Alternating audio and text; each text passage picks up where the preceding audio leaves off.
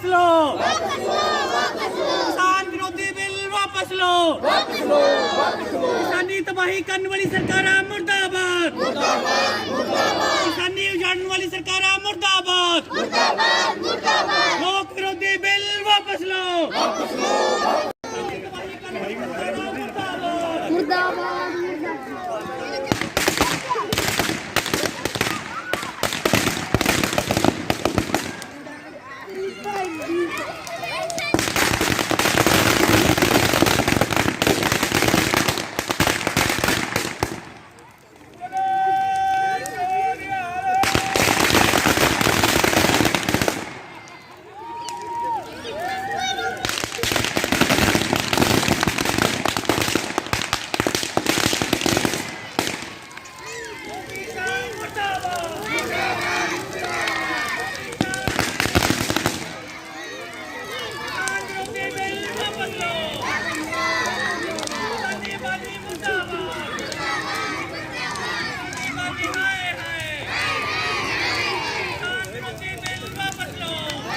Company east India नां दी राज करन व्यापार करन आई सी, जो सानू सारिਆਂ ਨੂੰ पता वो व्यापार करदी ने हिंदुस्तान दे उत्ते कब्जा कर लिया, इत्थे राज अपना स्थापित किया।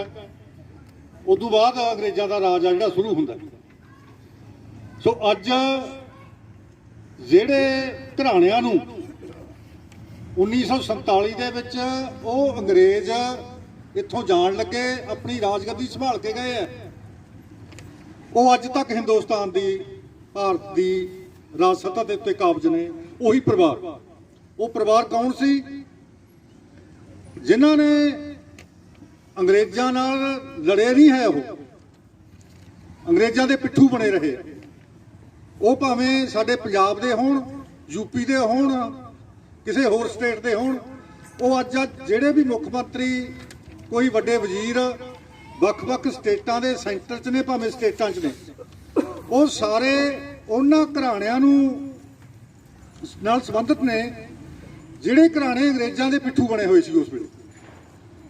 वो भावें इत्थों दा अमरिंदर सिंह होवे, भावें बादल होवे ते भावें मजीठीआ होवे, ये सारे वो परिवार ने ਜਿਹੜੇ अंग्रेज़ां दे ਝੋਲੀ चुक बने हुए सी। ते अज अंग्रेज़ों तो बाद उही काबज ने साडे हिंदुस्तान के राज सत्ता के उत्ते। ते जिहड़े जिन्हां दे सद्दियां दे उत्ते अज जिहड़ियां विदेशी कंपनियां हिंदुस्तान दे विच व्यापार करन आ रहीआं ने दोबारा ईस्ट इंडिया कंपनी तो बाद, सारा कुछ आपां देख रहे हैं, रोज़ अखबारां 'च पढ़ रहे हैं कि इन्हां ने उस ईस्ट इंडिया कंपनी दे वांगू हिंदुस्तान ते कब्जा करके राज सत्ता अपनी स्थापित करनी कर रहे हैं, उधर नूं वध रहे हैं दिनों दिन। ते जे असी लोग चुप करके मूक दर्शक बन के बैठे रहे तो वो दिन दूर नहीं जदों ये लोग साडे इस सत्ता दे उत्ते काबज होने लई सकिंट लाउणगे।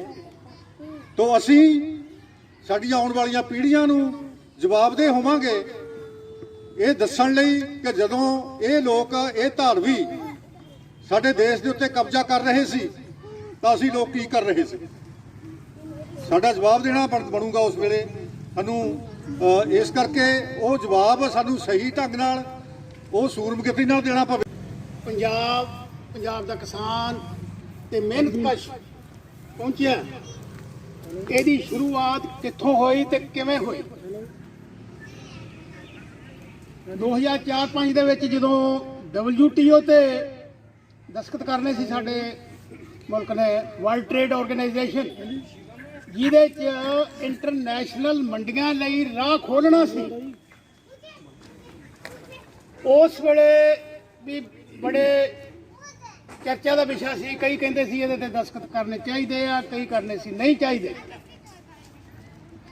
चलो खैर, उस वेले दी सरकार ने WTO ते दस्तखत करते, जिहदे नाल हो गया कि बाहरली मंडी चों भी साडे आके जिनसां खरीद सकते सी। ये तो होने वाले इत्थों वाले कारीगर उन्हां दीयां गल्लां तां हुण बड़ियां, क्योंकि जिहड़ियां रायां बड़ियां आपो विच ही पाटियां सी। उस वक्त मैं एक छोटा जिहा लिखिया सी भी खुल गई दुनिया की मंडी, गल होई चंगी या मंदी, ਇਹ ਤਾਂ ਆਉਂਦਾ ਸਮਾਂ ਹੀ ਦੱਸੂਗਾ ਤੇ ਕੌਣ ਰੋਊਗਾ ਕੌਣ ਹੱਸੂਗਾ। ਤੇ ਫਿਰ ਜਦੋਂ ਅੱਜ ਦਾ ਸੰਦਰਭ 'ਚ ਦੇਖੀਏ, ਹੁਣ ਲੱਗਦਾ ਸਮਾਂ ਉਹ ਸਮਾਂ ਗਿਆ ਹੈ, ਪੂੰਜੀਪਤੀਆਂ ਨੂੰ ਰਿਹਾ ਹਸਾ ਤੇ ਮਿਹਨਤ ਕਸ਼ਾਂ ਤੇ ਮਜ਼ਦੂਰਾਂ ਨੂੰ ਰਿਹਾ ਰੁਆ ਤੇ ਕਿਸਾਨਾਂ ਨੂੰ ਰਿਹਾ ਰੇਲਵੇ ਉੱਤੇ ਰੁਲਾ। ਸੋ ਉਹ ਸਮਾਂ ਆ ਗਿਆ। ਮੇਰੀ ਉਸ ਗੱਲ ਦਾ ਜਵਾਬ ਇੱਥੇ ਮਿਲ ਗਿਆ। ਅਗਲੀ ਗੱਲ ਇਹ ਹੁੰਦੀ ਵੀ ਸ਼ੁਰੂ ਕਦੋਂ ਹੋਈ? ਜਿਸ ਵੇਲੇ ਹਿੰਦੁਸਤਾਨ ਭੁੱਖਾ ਮਰ ਰਿਹਾ ਸੀ, ਸਾਡੇ ਪ੍ਰਾਈਮ ਮਿਨਿਸਟਰ ਇੱਕ ਆ ਲੈ ਕੇ ਠੂਠਾ ਬਾਹਰ ਤੁਰੇ ਫਿਰਦੇ ਸੀ ਮੰਗਣ। ਅਮਰੀਕਾ ਦੇ ਵਿੱਚ ਆਏ ਲੱਗੇ ਹੁੰਦੇ ਸੀਗੇ ਉਹਨੂੰ ਕਿ ਹਿੰਦੁਸਤਾਨ ਦੇ ਲੋਕ ਭੁੱਖੇ ਮਰਦੇ ਆ, ਵੀ ਇੱਥੇ $5 ਪਾ ਦਿਓ, ਉਹਦਾ ਰਾਜ ਉੱਥੇ ਭੇਜਣਾ। ਉਸ ਵੇਲੇ ਸਾਡੇ ਸਾਇੰਸਦਾਨਾਂ ਨੇ ਉਹ ਕਿਸਮਾਂ ਲਿਆ ਕੇ ਆਪਣੀਆਂ ਕਿਸਮਾਂ ਨਾਲ ਉਹਨਾਂ ਦੀ ਬਰੀਡਿੰਗ ਕਰਕੇ ਉਹ ਕਿਸਮਾਂ ਕੱਢੀਆਂ। ਪਰ ਇਹ ਕਦੇ ਨਹੀਂ ਸੀ ਕਿਹਾ ਕਿ ਜਿੱਥੇ ਝੋਨਾ ਬੀਜਣ ਦੇ ਲਾਇਕ ਜ਼ਮੀਨ ਨਹੀਂ ਉੱਥੇ ਬੀਜੋ। ਅੱਜ ਤਾਈਂ ਰਿਕਾਰਡ ਹੈ। ਕਿਸਮਾਂ ਕੱਢੀਆਂ ਸੀ ਸਿਰਫ ਉਹਨਾਂ ਇਲਾਕਿਆਂ ਲਈ ਜਿਹੜਾ ਕਿ ਇਧਰ ਮਖੂ ਤੱਕ, ਅੰਮ੍ਰਿਤਸਰ, ਗੁਰਦਾਸਪੁਰ। ਕਦੇ ਨਹੀਂ ਸੀ ਕਿਸੇ ਰਿਕਮੈਂਡੇਸ਼ਨ ਦਿੱਤੀ। ਪਰ ਉਹ ਕਿਉਂ ਹੋਇਆ? ਕਿਉਂਕਿ ਇਹਨਾਂ ਨੇ ਉਹਨਾਂ ਦਾ ਭੁੱਖਿਆਂ ਦਾ ਢਿੱਡ ਭਰਨਾ ਸੀ।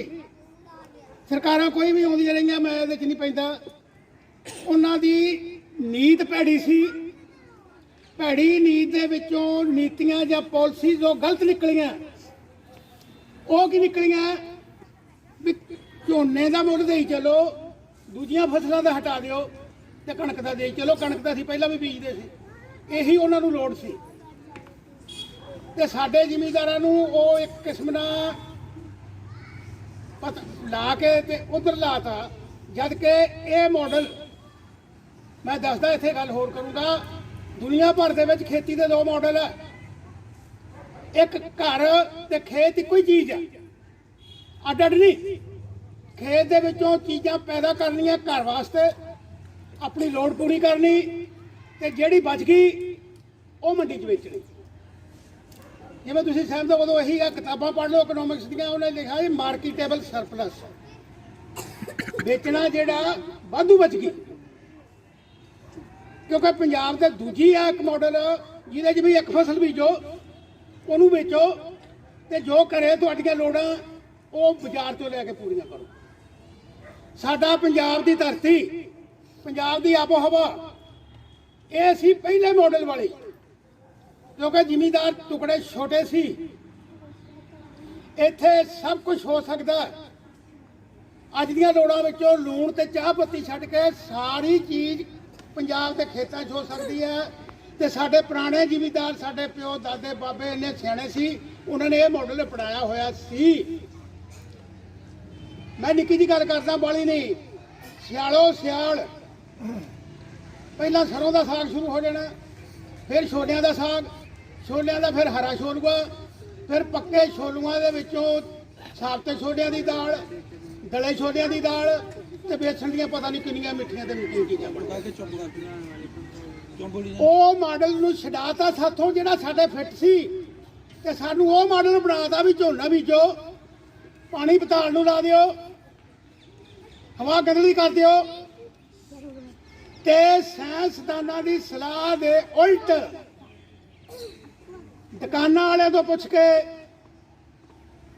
ਜ਼ਹਿਰਾਂ ਵਰਤੋ।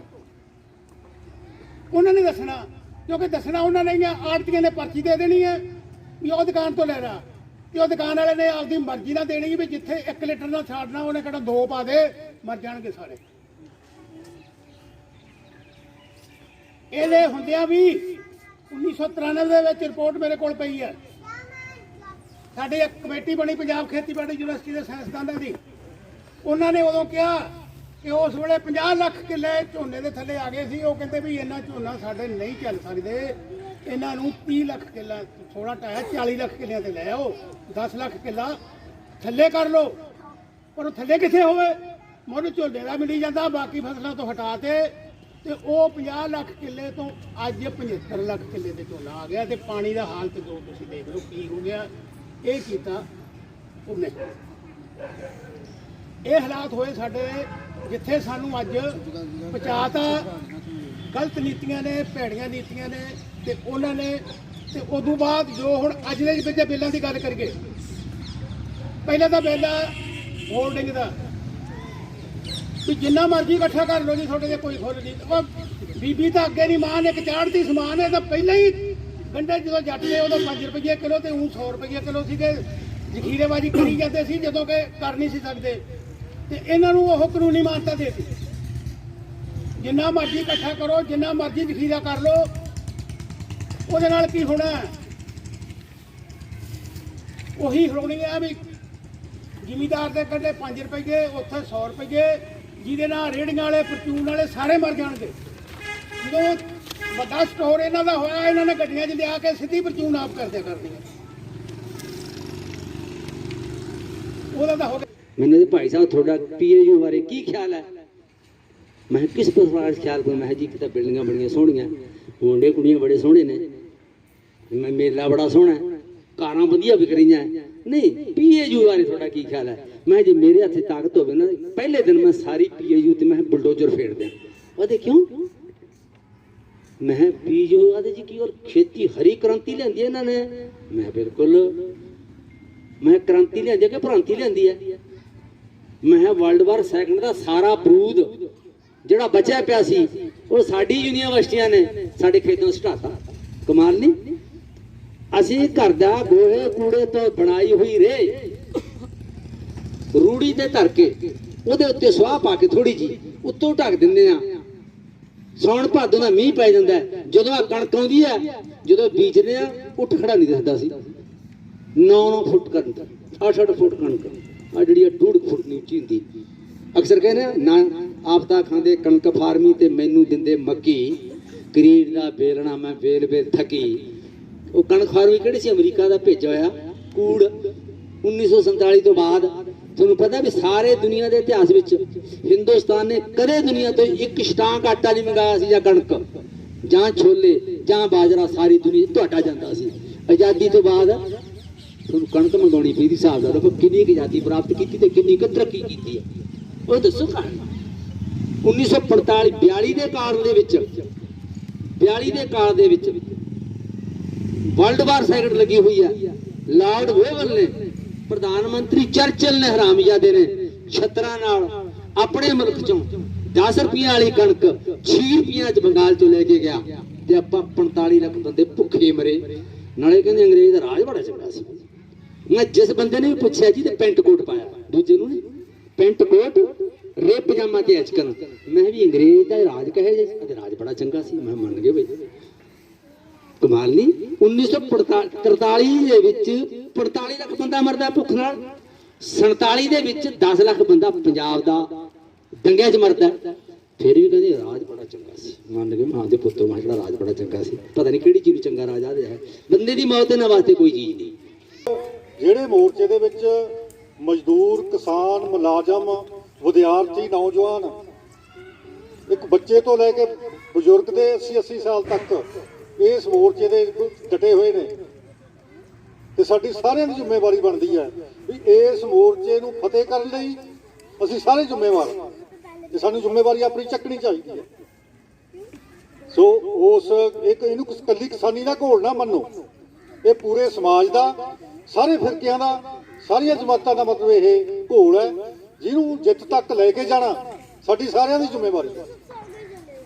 ਸੋ ਮੈਂ ਅਗਲੀ ਬੇਨਤੀ ਕਰੂੰਗਾ ਪ੍ਰੋਫੈਸਰ ਜੈਪਾਲ ਸਿੰਘ ਜੀ ਸਾਡੇ ਕੋਲ ਪਹੁੰਚੇ ਆ, ਜਿਹੜੇ ਕਿ ਪ੍ਰੋਫੈਸਰੀ ਕਿੱਤੇ ਤੋਂ ਰਿਟਾਇਰ ਹੋ ਕੇ ਅੱਜ ਕੱਲ ਕਿਸਾਨੀ ਵਰਗ ਦੇ ਵਿੱਚ ਪੂਰੀ ਸਰਗਰਮੀ ਨਾਲ ਜੁਟੇ ਹੋਏ ਨੇ। ਸੋ ਥਾਂ ਥਾਂ ਦੇ ਉੱਤੇ ਸਵੇਰ ਦੇ ਮੋਰਚਿਆਂ ਦੇ ਉੱਤੇ ਆਪਣੇ ਆਪਣੇ ਇਸ ਤਰ੍ਹਾਂ ਦੇ ਪੁਤਲੇ। ਮੈਂ ਇੱਕ ਉਸ ਪਰਿਵਾਰ ਚੋਂ ਆ ਜਿਹਦੇ ਬਜ਼ੁਰਗ ਮਜਾਰਾ ਲਹਿਰ 'ਚ ਲੜਦੇ ਰਹੇ, ਲੱਖਾਂ ਏਕੜ ਦੇ ਮਾਲਕ ਬਣੇ ਕਿਸਾਨ ਮਜਾਰੇ ਮਹਾਰਾਜੇ ਪਟਿਆਲੇ ਦੇ ਖਿਲਾਫ ਲੜ ਕੇ ਤੇ ਰਿਆਸਤਾਂ ਦੇ ਖਿਲਾਫ ਲੜ ਕੇ। ਫਿਰ ਕੈਰੋਂ ਦਾ ਰਾਜ ਆਇਆ, ਦੇਸ਼ ਆਜ਼ਾਦ ਹੋਇਆ, ਇੱਕ ਟੈਕਸ ਲੱਗ ਗਿਆ, ਬੈਟਰਮੈਂਟ ਲੇਵੀ ਵਾਲਾ ਟੈਕਸ, ਜਿਹਨੂੰ ਖੁਸ਼ਹਸੀਅਤੀ ਟੈਕਸ ਕਹਿੰਦੇ ਆ। ਸਾਡੇ ਬਜ਼ੁਰਗ ਬਹੁਤ ਵੱਡੇ ਵੱਡੇ ਜਥੇ ਲੈ ਕੇ ਉਹਦੇ 'ਚ ਜਾਂਦੇ ਰਹੇ ਆ, ਜੇਲ੍ਹਾਂ ਕੱਟੀਆਂ ਨੇ, ਡਾਂਗਾਂ ਖਾਧੀਆਂ ਨੇ। ਉਸ ਮੋਰਚੇ ਬਾਰੇ ਇਹ ਦੱਸਦੇ ਸੀ ਵੀ ਪਿੰਡ ਦਾ ਕੋਈ ਵੀ ਅਜਿਹਾ ਸੈਕਸ਼ਨ ਨਹੀਂ ਸੀ ਰਿਹਾ ਜਿਹੜਾ ਉਸ ਮੋਰਚੇ 'ਚ ਕਿਸੇ ਨਾ ਕਿਸੇ ਰੂਪ 'ਚ ਪਾਰਟਿਸਿਪੇਟ ਨਹੀਂ ਸੀ ਕਰਦਾ। ਉਹ ਇੱਕ ਜਨਤਕ ਮੋਰਚਾ ਬਣਿਆ ਤੇ ਉਹ ਮੋਰਚੇ ਦੀਆਂ ਗੱਲਾਂ ਸੁਣੀਆਂ ਨੇ, ਕਿਉਂਕਿ ਮੈਂ ਤਾਂ ਉਦੋਂ ਸਾਲ 2 ਸਾਲ ਦਾ ਸੀ, ਮੈਨੂੰ ਉਹਦਾ ਪਤਾ ਨਹੀਂ ਨਿੱਜੀ ਤੌਰ ਤੇ। ਜੋ ਗੱਲਾਂ ਸੁਣੀਆਂ ਨੇ ਉਹਦੇ 'ਚ ਉਸ ਮੋਰਚੇ ਬਾਰੇ ਸ਼ਾਇਦ ਬਲਕੌਰ ਸਿੰਘ ਜੀ ਇਸ ਗੱਲ ਦੀ ਹਾਮੀ ਭਰਨ ਵੀ ਉਹ ਮੋਰਚਾ ਐਦਾਂ ਦਾ ਸੁਣਿਆ ਪੰਜਾਬ 'ਚ।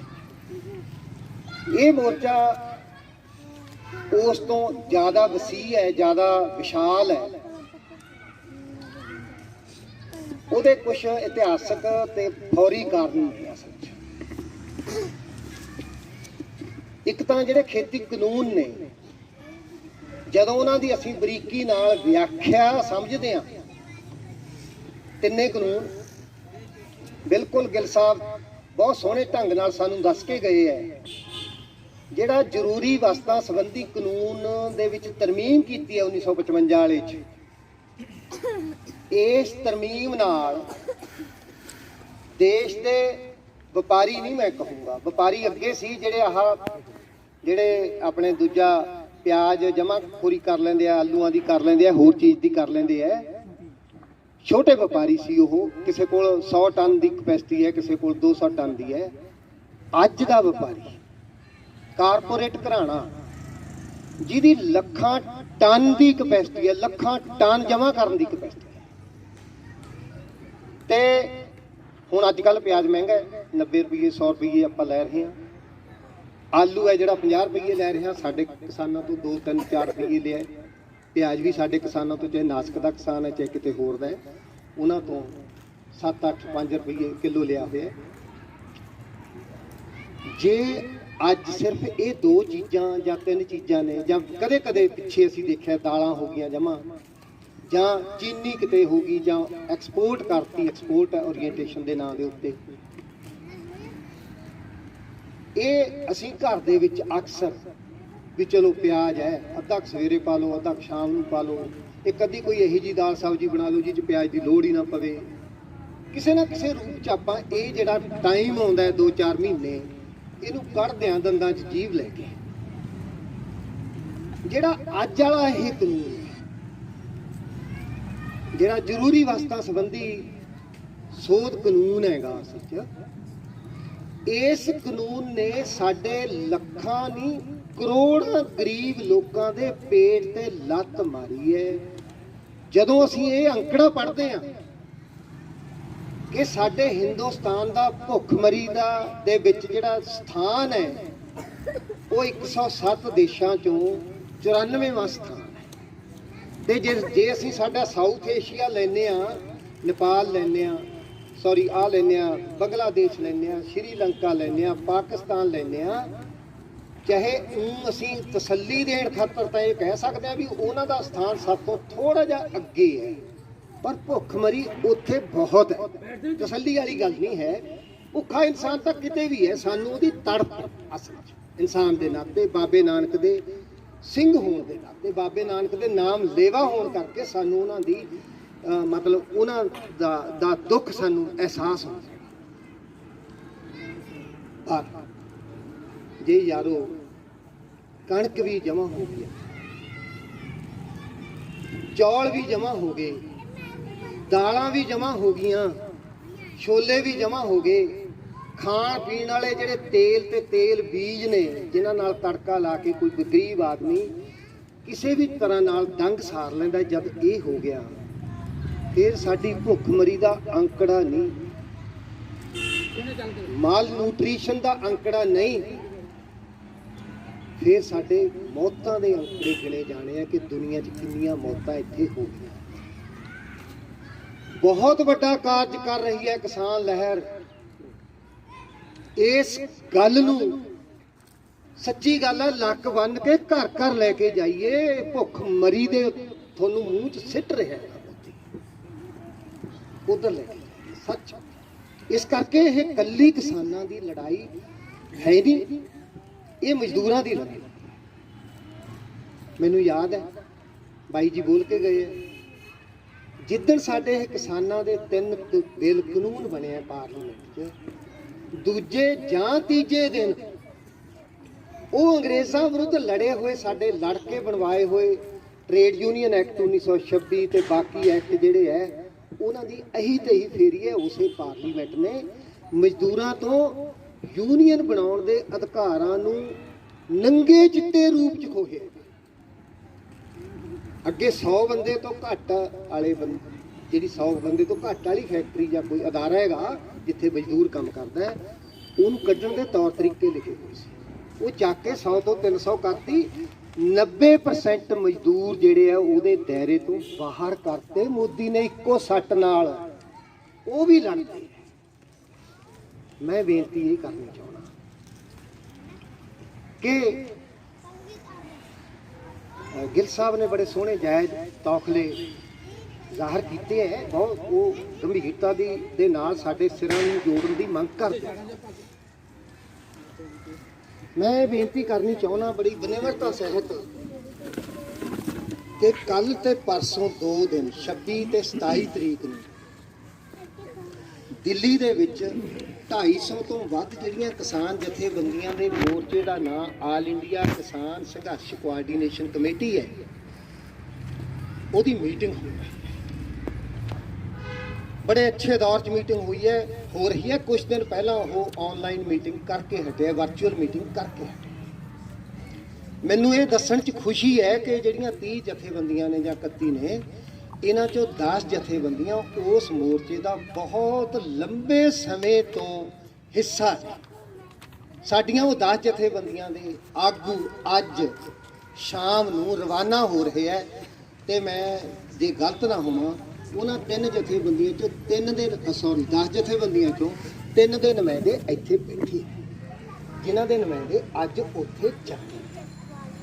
ਸਿਰ ਜੋੜ ਕੇ ਗੱਲ ਕਰਨਗੇ ਕਿ ਜਿੱਡਾ ਵੱਡਾ ਹੱਲਾ ਹਿੰਦੁਸਤਾਨ ਦੇ ਖਿਲਾਫ ਕੀਤਾ ਇਹ ਮੋਦੀ, ਇਸ ਹੱਲੇ ਨੂੰ ਹਿੰਦੁਸਤਾਨ ਪੱਧਰ ਦੇ ਉੱਤੇ ਅਸੀਂ ਕਿਵੇਂ ਜਵਾਬ ਦੇਣਾ। ਮੈਨੂੰ ਬੜੀ ਖੁਸ਼ੀ ਹੈ। ਮੈਂ 2 ਵਾਰੀ ਗਿਆ ਹਰਿਆਣੇ 'ਚ, ਸਾਡੀ ਜਥੇਬੰਦੀ ਨੇ ਮੇਰੀ ਡਿਊਟੀ ਲਾਈ। ਫਤਿਆਬਾਦ ਮੈਂ ਗਿਆ, ਰਤੀਏ ਮੈਂ ਜਾ ਕੇ ਆਏ ਆ, ਸਿਰਸੇ ਦੇ ਵਿੱਚ। ਸਤਿਕਾਰਯੋਗ ਸਾਥੀਓ, ਆਪਾਂ ਸਾਰੇ ਸਿਚੁਏਸ਼ਨ ਬਾਰੇ ਬਹੁਤ ਡੂੰਘਾਈ 'ਚ ਸਾਨੂੰ ਪਤਾ ਹੈ ਕਿ ਕੀ ਸਾਡੇ ਨਾਲ ਬੀਤ ਰਿਹਾ ਹੈ, ਲੇਕਿਨ ਇਹਨਾਂ ਚੀਜ਼ਾਂ ਦੀ ਇੰਡੀਕੇਸ਼ਨ ਸਾਨੂੰ ਬਹੁਤ ਦੇਰ ਪਹਿਲਾਂ, ਕਈ ਸਾਲਾਂ ਤੋਂ, ਕਾਮਰੇਡ ਤਾਂ ਤਕਰੀਬਨ 50 ਸਾਲ ਤੋਂ ਦੱਸ ਰਹੇ ਸੀ ਕਿ ਤੁਹਾਡੇ ਨਾਲ ਆਹ ਹੋਣ ਵਾਲਾ ਹੈ, ਪਰ 10-12 ਸਾਲ ਤੋਂ ਤਾਂ ਕਿਤਾਬਾਂ ਛਪੀਆਂ ਜਾ ਰਹੀਆਂ ਨੇ। ਸਦਮਾ ਸਿਧਾਂਤ ਦੇ ਵਿੱਚ ਤੁਸੀਂ ਪੜ੍ਹੋ ਹੈ ਜੀ, ਸ਼ੌਕ ਡਾਕਟਰਨ ਦੇ ਨਾਲ। ਉਦੋਂ ਮੁੜ ਕੇ ਸੱਚ ਦੀ ਖੋਜ ਡਾਕਟਰ ਦਲਜੀਤ ਸਿੰਘ ਦੀ ਪੜ੍ਹੋ। ਅਗਰ ਜੇ 2 ਕਿਤਾਬਾਂ ਤੁਸੀਂ ਪੜ੍ਹ ਲੈਂਦੇ ਆ, ਮੋਦੀ ਦੇ ਅੰਦਰ DNA ਕੀ ਆ ਤੁਹਾਨੂੰ ਬਿਲਕੁਲ ਪਤਾ ਲੱਗ ਜਾਏਗਾ ਕਿ ਵੀ ਇਹ ਤਾਂ ਲੁਟੇਰੇ ਨੇ।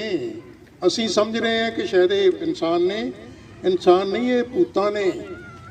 ਇਹ ਆਪਣਾ ਪੈਸਾ ਕਮਾਉਣ ਲਈ ਨਿੱਜੀ ਪ੍ਰਾਪਰਟੀ, ਜਿਹੜੀ ਆਪਣੀ ਸਰਕਾਰੀ ਨਿੱਜੀ ਪ੍ਰਾਪਰਟੀ, ਆਪਣੀ ਪ੍ਰਾਪਰਟੀ ਹੈ, ਉਹਨੂੰ ਨਿੱਜੀ ਬਣਾਉਣ ਲਈ ਕਿਸੇ ਵੀ ਨੀਚੇ ਤੋਂ ਨੀਚੇ ਲੈਵਲ ਤੇ ਜਾ ਸਕਦੇ ਨੇ। ਤੁਸੀਂ ਸਮਝ ਨਹੀਂ ਸਕਦੇ ਕਿ ਕੌਣ ਨੇ। ਜੇ ਅਗਰ ਹੁਣੇ ਕੁਝ ਮੈਨੂੰ ਕਹਿ ਰਿਹਾ ਸੀਗਾ ਕਿ ਇਹ ਕਿਸਾਨਾਂ ਦਾ ਅੰਦੋਲਨ ਜਿਹੜਾ ਹੈ ਠੀਕ ਨਹੀਂ ਹੈ, ਇਹ ਹਾਰੀ ਹੋਈ ਜੰਗ ਅਸੀਂ ਲੜ ਰਹੇ ਹਾਂ। ਤੇ ਉਹਦੇ ਆਰਗੂਮੈਂਟ ਇਹ ਸੀਗੇ ਕਿ ਜੇ ਅਸੀਂ ਕਹਿੰਦੇ ਕਿ ਮਿਨੀਮਮ ਸਪੋਰਟ ਪ੍ਰਾਈਸ ਸਾਨੂੰ ਦੇ ਦਿਓ, ਕੌਣ ਦੇਊਗਾ? ਆ 1-2 ਵਾਰੀ ਦੇ ਦੂਗਾ ਮੋਦੀ ਸਾਹਿਬ ਨੇ, ਬਾਅਦ ਦੇ ਵਿੱਚ ਜਿਹੜੀ FCI ਨੇ ਖਰੀਦਣਾ, FCI ਨੇ, ਉਹ ਖਰੀਦੂਗੀ ਨਹੀਂ, ਤੁਹਾਨੂੰ ਪੈਸੇ ਹੀ ਨਹੀਂ ਦੇਣਗੇ ਉਸ ਦੇ ਤਰੀਕੇ। ਜੇ ਤੁਸੀਂ ਕਹੋਗੇ ਸਾਡੀ ਪੰਜਾਬ ਸਰਕਾਰ ਹੀ ਕਰੂਗੀ, ਉਹਨਾਂ ਕੋਲ ਤਾਂ ਕੋਈ ਪੈਸਾ ਨਹੀਂ ਹੈ। ਜੇ ਨਹੀਂ ਹੈ, ਤੁਸੀਂ ਉਪਜਾਊ ਵੀ ਕਰ ਲਓਗੇ ਤਾਂ ਕਿਹਨੂੰ ਦਿਓਗੇ? ਇਹੋ ਜਿਹੀ ਇੰਡੀਕੇਸ਼ਨ ਆ ਕਿ ਕਾਫੀ ਲੰਬੀ ਟਾਕ ਸੀਗੀ। ਕਹਿਣ ਦਾ ਮਤਲਬ ਉਹ ਟਰਾਈ ਕਰ ਰਿਹਾ ਸੀਗਾ ਕਿ ਅਸੀਂ ਹਾਰਿਆ ਹੋਇਆ ਬੈਟਲ ਜਿਹੜਾ ਸੀਗਾ ਉਹ ਲੜ ਰਹੇ ਹਾਂ। ਸਾਨੂੰ ਦਿਖਾਈ ਦਿੰਦਾ ਕਿ ਸਾਨੂੰ ਕੋਈ ਸਾਹਮਣੇ ਕੁਝ ਨਹੀਂ ਹੁੰਦਾਗਾ, ਬਟ ਨਹੀਂ, ਇਹ ਗੱਲ ਨਹੀਂ ਹੈ। ਗੱਲ ਅਸਲੀ ਇਹ ਹੈ ਕਿ ਇਹਨਾਂ ਨੇ ਇੱਥੇ ਨਹੀਂ ਰੁਕਣਾਗਾ। ਇਹ ਤਾਂ ਹਾਲ ਥੋੜਾ ਝੋਨਾ ਤੇ ਕਣਕ ਤੇ ਗੱਲ ਹੈ। ਇਹ ਤਾਂ ਤੁਸੀਂ ਥੋੜੀ ਦੇਰ ਪਹਿਲਾਂ ਤੁਹਾਨੂੰ ਪਤਾ ਹੀ ਹੈ, 3 ਵਾਰ ਇਹ ਲੈਂਡ ਐਕੁਜੀਸ਼ਨ ਐਕਟ ਲੈ ਕੇ ਆਏ ਸੀਗੇ ਉਹਦੇ ਮੁਤਾਬਕ ਕੋਈ ਵੀ ਬਿਜ਼ਨਸਮੈਨ ਕਾਰਪੋਰੇਟ ਹਾਊਸਸ ਕੋਈ ਜ਼ਮੀਨ ਕਿੱਥੋਂ ਜਾ ਕੇ ਸਪੈਸ਼ਲੀ ਜਿਹੜੀ ਹੈ ਨੈਸ਼ਨਲ ਹਾਈਵੇ ਜਿੰਨੀਆਂ ਉਹਦੇ 1.5 ਕਿਲੋਮੀਟਰ ਦੇ ਅੰਦਰ ਤੁਹਾਨੂੰ ਉਹ ਇਹ ਨਹੀਂ ਕਹਿਣਾ ਪੈਣਾ ਕਿ ਭਾਈ ਤੂੰ ਕਿਉਂ ਖਰੀਦ ਰਿਹਾ, ਉਹ ਖਰੀਦ ਸਕਦੇ ਨੇ। ਐਕਟ ਲੈ ਕੇ ਆ ਰਹੇ ਸੀਗੇ, ਇਹ ਤਾਂ ਕਿਸਾਨਾਂ ਨੇ ਆਹੀ ਜਦੋਜਹਿਦ ਕਰਕੇ ਅੱਜ ਤੋਂ 3 ਸਾਲ ਪਹਿਲਾਂ ਉਹਨੂੰ ਠੀਕ ਕੀਤਾ। ਸੇਮ ਚੀਜ਼ ਹੋ ਰਹੀ ਹੈ। ਜੇ ਆਪਾਂ ਜੇ ਨਹੀਂ ਕਰਦੇਗੇ, ਇਸ ਨੂੰ ਅੱਗੇ ਨਹੀਂ ਤੋੜਦੇਗੇ, ਇਹਨੂੰ ਬੰਦੇ ਦਾ ਪੁੱਤ ਨਹੀਂ ਬਣਾਉਂਦੇਗੇ, ਇਹਦੇ ਕੋਲ ਹੋਰ ਬਹੁਤ ਵੱਡੀਆਂ ਸਕੀਮਾਂ ਨੇ। ਇਹ ਚਾਹੁੰਦੇ ਨੇ ਕਿ ਪੰਜਾਬ ਜਿਹੜਾ ਹੈਗਾ ਬਿਹਾਰ ਜਿੱਦਾਂ ਵਿਚਾਰੇ ਉਹ ਬਹੁਤ ਗਰੀਬ ਲੋਕ ਨੇ ਜਿਹਨਾਂ ਰੋਟੀ ਸ਼ਾਮ ਨੂੰ ਨਹੀਂ ਮਿਲਦੀ, ਕੀ ਭੁੱਖੇ ਮਰ ਰਹੇ ਨੇ, ਕਿ ਇਹ ਰੋਟੀ ਖਾਂਦੇ ਪੰਜਾਬੀ ਜਿਹੜੇ ਨੇ ਇਹਨਾਂ ਨੂੰ ਕਿੱਦਾਂ ਮੰਗਣ ਲਾਣਾ। ਇਹਦਾ ਮੇਨ ਮਕਸਦ ਆ ਔਰ ਉਹ ਹਾਲ ਤੱਕ ਮੇਨ ਮਕਸਦ ਕਿੱਦਾਂ ਪੂਰਾ ਕਰਨਾ, ਸਟੇਜਸ ਵਾਈਜ਼ ਇਹ ਅੱਗੇ ਵਧ ਰਿਹਾ। ਅਸੀਂ ਉਸ ਨੂੰ ਅੱਗੇ ਵਧਦੇ ਨੂੰ ਰੋਕਣਾ। ਉਹ ਸਾਨੂੰ ਹੁਣ ਇਹਦਾ ਪਤਾ ਹੋਣਾ ਚਾਹੀਦਾ ਹੈ ਕਿ ਇਹ ਕੀ ਚੀਜ਼ਾਂ ਨੇ ਔਰ ਉਹਦੇ ਲਈ ਅਸੀਂ ਆਪਣੇ ਆਪ ਨੂੰ ਤਿਆਰ ਕਰੀਏ। ਤਿਆਰ ਕਰਨ ਲਈ ਕਿਸਾਨ ਠੀਕ ਲੱਗੇ ਹੋਏ ਨੇ, ਇਸ ਤਰ੍ਹਾਂ ਡਟੇ ਰਹੇ, ਪਿੱਛੇ ਨਾ ਹਟੇ। ਇਹ ਜਿਹੜਾ ਮਾਮਲਾ ਠੰਡਾ ਨਹੀਂ ਪੈਣਾ ਚਾਹੀਦਾਗਾ, ਇਹਨੂੰ ਹੋਰ ਢੰਗ ਤਰੀਕੇ ਦੇ ਨਾਲ ਵੀ ਯੂਜ਼ ਕੀਤਾ ਜਾ ਸਕਦਾ ਹੈ। ਬੁੱਧੀਜੀਵੀ ਆਪਣੇ ਸਿਰ ਜੋੜ ਕੇ ਕੋਈ ਨਾ ਕੋਈ ਅਗਲਾ ਮਸਲਾ ਦੱਸਣ ਕਿ ਕੀ ਕੁਛ ਹੈਗਾ। ਤੇ ਜੇ ਆਪਾਂ ਕਹਿੰਦੇ ਰਹੇ ਕਿ ਅਮਰਿੰਦਰ ਜਾਂ ਇਹ ਅਕਾਲੀ ਦਲ ਹਾਂਜੀ ਇਹ ਕੁਝ ਕਰਨਗੇ, ਇਹ ਤਾਂ ਆਪਣਾ ਅੰਦਰ ਤੁਹਾਡੇ ਘੁਸ ਰਹੇ ਨੇ ਸਿਰਫ ਆਪਣੀਆਂ ਬਾਈ ਦੀਆਂ ਵੋਟਾਂ ਲੈਣ ਲਈ, ਕਿ ਉਸ ਟਾਈਮ ਅਸੀਂ ਕਹਿ ਸਕੀਏ ਕਿ ਦੇਖੋ ਉਦੋਂ ਅਸੀਂ ਕ੍ਰਾਈਸਿਸ ਵੇਲੇ ਕੀ ਕੁਛ ਕੀਤਾ, ਅਸੀਂ ਮੋਢੀ ਹੋ ਕੇ ਆਹ ਕੁਛ ਕੀਤਾ। ਕੁਛ ਨਹੀਂ ਕਰ ਰਹੇਗੇ, ਇਹਨੇ ਤਾਂ ਆਪਣੀਆਂ ਝੋਲੀਆਂ ਭਰੀਆਂ ਹੋਈਆਂ। ਤਾਂ ਆਪ ਕਾਰਪੋਰੇਟ ਹਾਊਸਸ ਨੇ ਬਣ ਚੁੱਕੇ ਨੇ, ਇਹ ਉਧਰ ਨੂੰ ਵਧੇ ਨਹੀਂ, ਬਣ ਚੁੱਕੇ ਨੇ। ਇਹਨਾਂ ਕੋਲ ਪੈਸਾ ਇੰਨਾ ਹੈਗਾ, ਇਹ ਵੀ ਤੁਹਾਡਾ ਸਾਰਾ ਕੁਝ ਖਰੀਦ ਸਕਦੇ ਨੇ। ਇਹ ਸਾਡੇ ਚੋਂ ਉੱਠ ਕੇ ਗਏ ਸੀਗੇ, ਅਸੀਂ ਉਹਨਾਂ ਸੁੱਤੇ ਪਏ ਰਹੇ।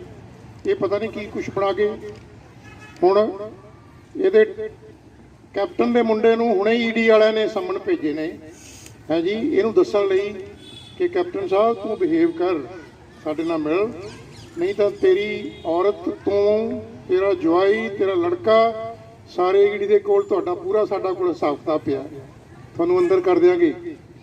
ਤੇ ਆਹ ਜਿਹੜਾ ਅੰਦਰ ਕਰਨ ਵਾਲਾ ਕੰਮ ਹੈ, ਇਹ ਅਨਫੋਰਚੂਨੇਟਲੀ ਜਿੰਨੇ ਵੀ ਪੋਲੀਟੀਸ਼ੀਅਨ ਨੇ ਸਭ ਦੇ ਨਾਲ ਕਰ ਸਕਦਾ ਉਹ, ਕਿਉਂਕਿ ਸਾਰੇ ਕਾਲੇ ਨੇ, ਸਾਰਿਆਂ ਨੇ ਮਾਲ ਸਾਡਾ ਲੁੱਟਿਆ ਹੋਇਆ ਔਰ ਲੁੱਟ ਕੇ ਕਿੱਥੇ ਲੈ ਗਏ ਨੇ ਉਹ ਵੀ ਪਤਾ ਹੈ, ਕਿੱਥੇ ਪਏ ਨੇ ਹੈ ਜੀ ਪੈਸੇ, ਉਹਨਾਂ ਦੇ ਇਹਦੇ ਨਾਲੋਂ ਜ਼ਿਆਦਾ ਪਏ ਨੇ। ਇਹ ਤਾਂ ਹੁਣ ਉਹ ਗੁੱਲੀ ਦਾਣ ਵਾਲਾ ਗੱਲ ਹੈ ਕਿ ਉਹ ਹਕੂਮਤ ਕਰ ਰਹੇ ਨੇ, ਇਹ ਨੀਚੇ ਨੇ, ਇਹ ਦੱਸ ਸਕਦੇ ਨੇ, ਜਦੋਂ ਇਹ ਉੱਪਰ ਆ ਗਏ ਉਹਨਾਂ ਨਾਲ ਕਰਨਗੇ। ਤਾਂ ਕਹਿਣ ਦਾ ਮਤਲਬ ਕਿ ਇਹਦੇ 'ਚ ਕੁਝ ਨਿਕਲ ਪਾਉਣ ਨੂੰ ਕੁਝ ਨਹੀਂ ਹੈ।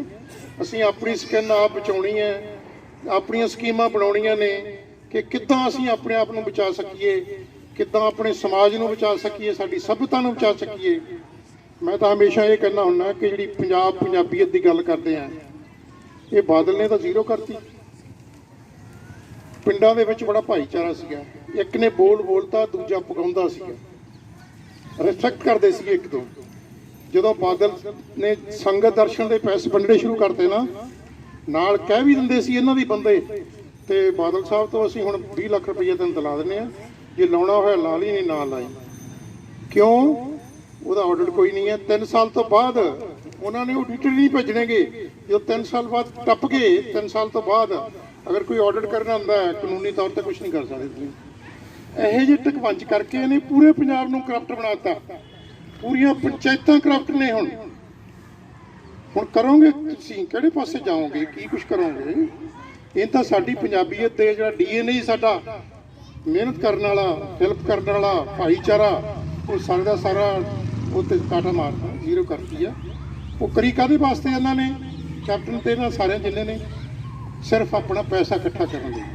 ਇਹਨਾਂ ਨੂੰ ਇਹ ਨਹੀਂ ਪਤਾ ਉੱਲੂ ਦੇ ਪੱਟਿਆਂ ਨੂੰ ਕਿ ਇਹ ਕਰਕੇ ਤੁਸੀਂ ਇਕੱਲੇ ਜਾਓਗੇ। ਇਕੱਲਾ ਤੁਹਾਡਾ ਜਹਾਨ ਨਹੀਂ ਹੈ, ਜਹਾਨ ਭਾਈਚਾਰੇ ਦਾ ਹੁੰਦਾ। ਜੇ ਅਸੀਂ ਸਾਰੇ ਬੈਠੇ ਹਾਂ ਇੱਥੇ ਕੁਝ ਵਰਤ ਰਿਹਾ, ਜੇ ਇਹ ਨਹੀਂ ਚੀਜ਼ ਹੋਏਗੀ, ਇਕੱਲਾ ਬੰਦਾ ਇੱਥੇ ਕੀ ਕਰੂਗਾ?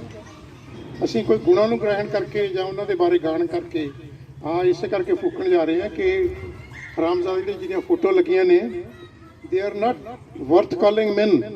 ਇਹ ਇਨਸਾਨ ਨਹੀਂ ਹੈ, ਭੂਤਾਂ ਨੇ ਐਬਸੋਲੂਟਲੀ। ਪਰ ਅਸੀਂ ਹਾਲ ਵੀ ਇਹਨਾਂ ਨੂੰ ਇਹ ਸਮਝ ਰਹੇ ਕਿ ਸ਼ਾਇਦ ਇਹ ਸਾਡੀ ਰਾਖੀ ਕਰਨਗੇ, ਸਾਨੂੰ ਕੁਝ ਦੇਣਗੇ। ਸਾਨੂੰ ਇਹਨਾਂ ਨੇ ਕੀ ਦੇਣਾ? ਤੇ ਐਨੀਵੇ ਸਬਜੈਕਟ ਬਹੁਤ ਲੰਬਾ ਚੌੜਾ, ਜਿੰਨਾ ਮਰਜ਼ੀ ਇੱਥੇ ਬੋਲਦੇ ਜਾਓ, ਸਾਰਿਆਂ ਨੂੰ ਉੱਪਰ ਪਤਾ ਹੈ। ਆਪ ਸਭ ਦਾ ਬਹੁਤ ਬਹੁਤ ਧੰਨਵਾਦ।